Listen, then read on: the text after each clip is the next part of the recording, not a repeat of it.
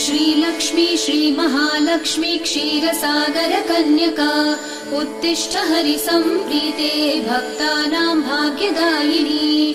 श्रीलक्ष्मी श्रीमहालक्ष्मी क्षीरसागर कन्यका उत्तिष्ठ हरिसम्प्रीते भक्तानां भाग्यदायिनी।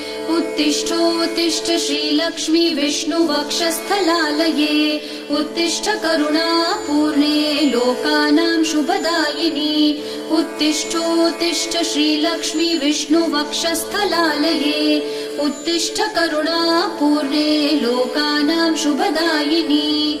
श्रीपद्ममध्यवसिते वरपद्मनेत्रे श्रीपद्महस्तचिरपूजित पद्मपादे श्रीपद्मजात जननी शुभपद्मवक्त्रे श्रीलक्ष्मी भक्तवरदे तव सुप्रभातम्।